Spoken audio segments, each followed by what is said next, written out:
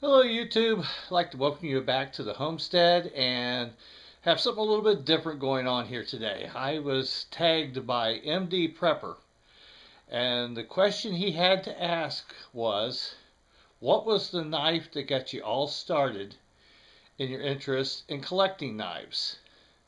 So you're probably wondering, what in the world strange kind of hat is that? Well, I brought this hat out because it goes right along with the knife I'm going to show you.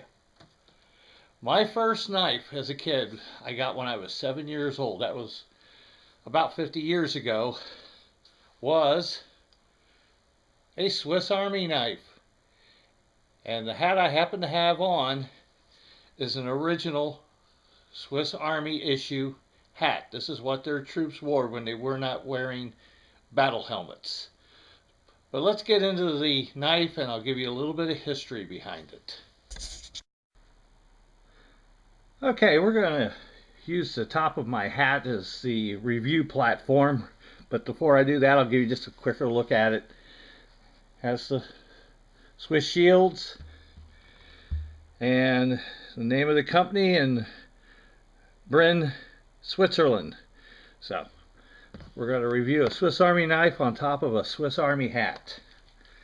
So here we go.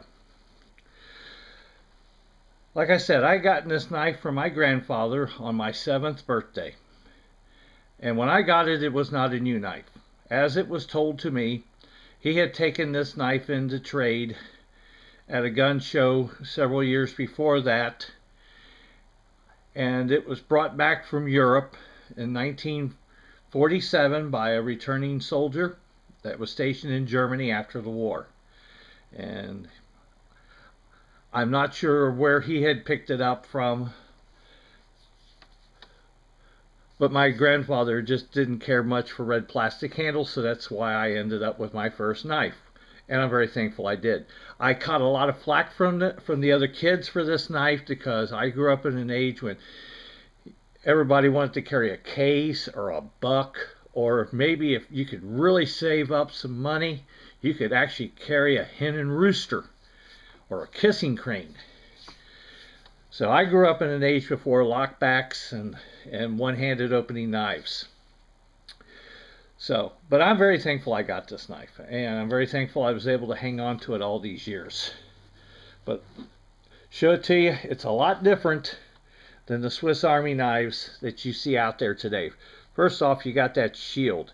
This is the original Swiss government shield. It's a crossbow and it says Swissy. I'm not sure how well the camera can focus on it. It has brass pins instead of nickel silver. Has a bail. Now I like bails. I miss these on the modern knives. And this is the only reason I still have this knife, because I used to keep it tied to my belt loop, or else I would not have it to this day. Like I said, I got this when I was 7. And I carried it all the way up until I left for college. And like I said, the kids just give me a hard time because nobody carried red plastic knives. And Swiss Army knives were unheard of in this country. I was carrying this 20 years before the first MacGyver program ever came out. Then everybody wanted a Swiss Army knife after that. But they used to tease me because of my red plastic handles, until one day we were working on the farm. And the local farmer decided to treat us all by bringing us out some cold Coca-Colas. Well, I'm going to tell you a little bit about my age. I can remember a time before canned pop was invented. And so these were 8-ounce bottles of Coke. And he came out, and all of a sudden it dawned on him, he forgot to bring the bottle opener. And everybody standing around there hot, thirsty, and couldn't drink their Coke.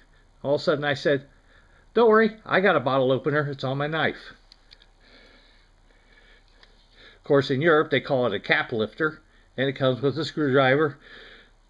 But I saved the day with this knife. And after that, they stopped ribbing me about having a Swiss Army knife. Comes with a can opener. And it has a saw blade. And these saw blades, believe it or not, do work quite well. It has a master blade. And the master blade is marked Winger, Switzerland. The other side is marked with a crossbow and it says Wingernox. because Winger at one time and Victorinox were owned together. And also the small pin blade, which is also marked Winger Switzerland, and it is Winger. I carry a Winger to this day, and I wanted to make sure I was pronouncing the company's name correctly, so I actually took the time and the expense of calling them to find out exactly how their name is pronounced, and it is Winger. The reason for it is, and I didn't know this until they explained it to me, in Switzerland they speak 3 different languages depending on what part of the country you're in. So they speak either German, French, or Italian. The Winger family lives in the Delmont Valley region of Switzerland, which is in the French-speaking area. So that's why it's pronounced with a W instead of with a V, because they are not German in their ancestry. But I carried this from when I was 7 years old to until I was 36 years old when I decided to retire it.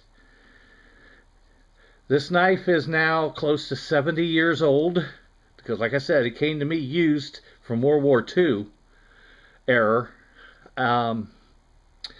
And this thing has been through so much over the years with me.